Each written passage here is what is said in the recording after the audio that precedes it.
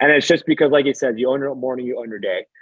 Getting up early, doing your savers, which is silence, affirmation, visualization, reading, exercising, and scribing, aka journaling. If you can do that, even if you don't knock off all of them, if you just get up in the morning and get your body moving and get everything you need to get done for yourself while everyone is still asleep, I can guarantee that you will become more successful. And it's something that I've always tried to tell people, because it's almost like the cheat code of life.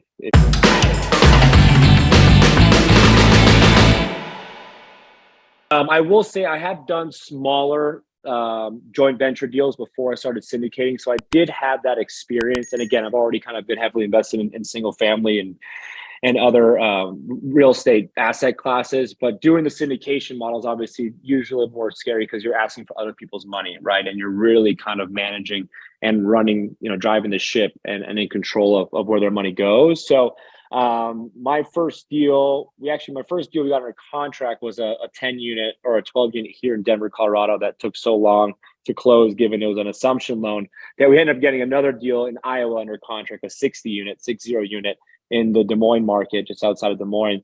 And that actually closed before our first deal we got under contract in the syndication model. So lots of lessons learned there. Really more just navigating through the sellers' craziness, right? We're dealing in a market right now where sellers think their asset's worth a lot more than it is. They don't understand that the debt market and the asset price needs to be kind of, hand in hand. So, but at the end of the day, we're able to get to the closing table. I'd say the biggest hurdle for us on that one, like I said, would be navigating through the seller. But realistically, it's obviously navigating through the broker, right? Because we're dealing with the broker that then goes to the seller. So when we're having those discussions, I always tell my partner too, it's, we don't even know how he's conveying this information to him. Like, I know what I'm giving the broker, but is he actually giving him all the pieces of the puzzle here to hopefully get that outcome that we're really looking for? And that's just kind of part of the game and trying to really work together. And that just happens with, again, any deal you're dealing with the seller in this market. If you have a nice seller, then take that and really enjoy it for a while, because it's a lot of fun. And I would say, when you ask me getting into the first deal, I think, and I always say with my partners, like, you always have to build the plane while you're already flying. You're never going to be in that perfect time to just go for it. If you wait for the perfect time, you're going to be sitting on the sidelines for your entire life, and then you're just going to be missing the boat constantly. So you have to just go for it. And I don't say that just to jump into a bad deal, but you're always going to listen to your monkey brain. You're going to always constantly just kind of thinking, why should I not do this deal, versus just going for it. And then you figure it out as you go. I mean, you have multiple outs in a contract. So get under contract, do proper due diligence. If you're in the mentorship program, leverage, your mentor. If you have access to the DMM online, leverage those people on the network. I'm sure they'll help you out. And hey, if it's not a good deal for you, worst case, you lose a little bit of money on inspection items. But if you structure the deal correctly, you should be able to walk away with minimal overhead costs that you lost. So just go for it. I guess at the end of the day, you just got to do it. I absolutely love that, because I even wrote it, build the plane while you're already flying, because so many people get stuck in analysis paralysis, and there's so much free content out there. So this is perfect, because this is going to lead to my next question, and that is the value of mentorships. Our audience is aware that there's a lot of content, and yes, you can go do this and study it on your own, but that's going to take hours, weeks, months, for some of y'all years. Okay. And there are no shortcuts in business except for a mentorship. So that being said, how important is a mentorship to you, and investing in yourself to accelerate? Because so many people that I speak with, like $99 a month just for me to collaborate and be in a mastermind for people. And I think they're missing the mark. So can you expand on that? Yeah. I think it's going to depend on each individual person, right? I mean, I've always been relatively accountable on my work. I'm early riser. I'm in the office early. I get stuff done that I say I'm going to get stuff done. So I think for me specifically, it was just kind of leveraging, their past experience, their knowledge that I don't have. And also that could be in correlation to my mentor, like I said, or anyone within the DMM online network. And I know there's other people out there, that they need that accountability push. They need their coach to say, hey, have you underwrote have you underwritten 10 deals this week? Have you submitted 2 LOIs this week? Because like I said before, it's all a numbers game. You're going to be underwriting 100 deals to maybe make 20 get close, to maybe make 10 worth submitting an LOI, to maybe get one of those LOIs under contract, right? So if you're not putting in the numbers, you're never going to get a deal. So I think that's super important too, just kind of being part of the network and or the mentorship program, is having them kind of be there to make sure that you are, getting stuff done, or as your cup says, getting shit done. Oh, yeah. which in my Get head, I was shit done, thinking, do I curse? And then I saw it, I was like, I'm doing it. Go for it. No, So, you do. You know what? I always tell people, like, I'm a swearing Christian, like I'm me, and like it is what it is. I always tell people, because I did 22 years hard corporate time. I'm gonna be me. And I got one yeah, foot to go out there too. Yeah. But yeah, I love these. Get shit done. I have all sorts of little like inspirational I quotes. love it. I love it. Because some people, Yeah. they need that push. I was helping you out.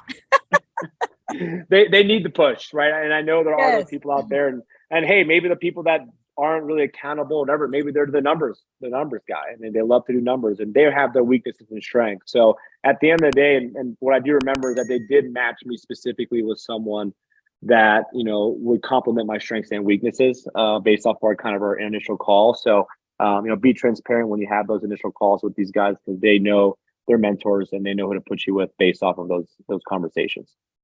So talking about money, were you always comfortable talking about money? What was your upbringing like in that aspect, and how has it changed? Yeah. Fortunately, both my parents were workaholics. So that kind of rubbed off on me. They've done well for themselves, but they've worked hard. It's not like they were just kind of, fed with a silver spoon their entire life. They definitely are hard workers. They still are today. My mom's family was always somewhat involved in real estate over her time. My grandfather had successful businesses, and with that cash flow, that successful business always bought real estate. That trickled down to my mom, and now that's kind of trickled down on me. My dad's in a different asset class, but again, he's probably going to be working until he kicks over, because that's just, he loves what he does, and he just has that drive and those genes. But I think things do change. I always say you have to surround yourself with the people that you want to become. And, with that, you sometimes have to kind of disconnect yourself with people who aren't on that same path, which is probably one of the most difficult things for sure, because you kind of have to cut ties and maybe just kind of see them once in a while versus all the time. And like you said, having those conversations too. There's a lot of my friends that I were friends with 5-7 years ago that I would never really feel openly comfortable talking about my net worth, or where I'm at today, or the cash flows that I have and generating on a monthly basis, just because for them, it's almost like I'm bragging. But when I'm with other people that have those conversations, it's not really about bragging. It's, hey, if you want to get to where I am, this is what you need to do. You need to do what the 95% of the world is not willing to do every single day to be that 5%, right? So surrounding yourself with those people, you'll definitely get there. And I know, what was his name?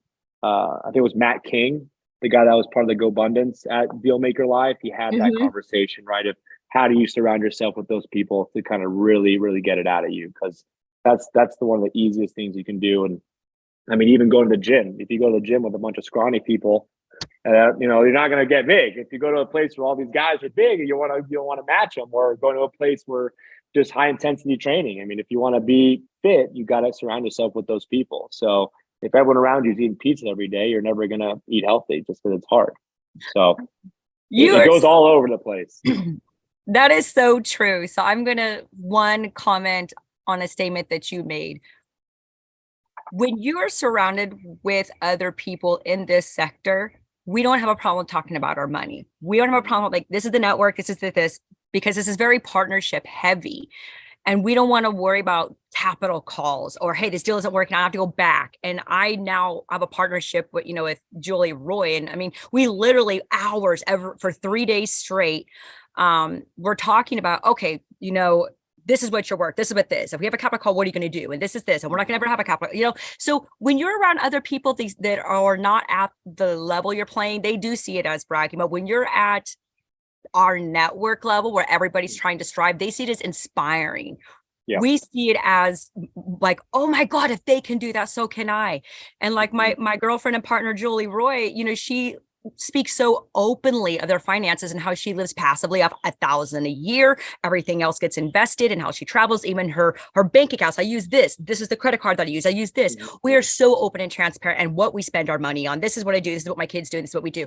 Where people that aren't comfortable, they think it's rude or disrespectful. You need to shake that off, and that's some of the top things that people need to get more comfortable talking about. And that's the mental health, sex, and money, because it's such an important part of all of our lives and nobody wants to talk about it. So so I'm going to go into what you talked about, physical, because I wish more people would talk about this as well. How important is your physical, mental, and spiritual in this journey?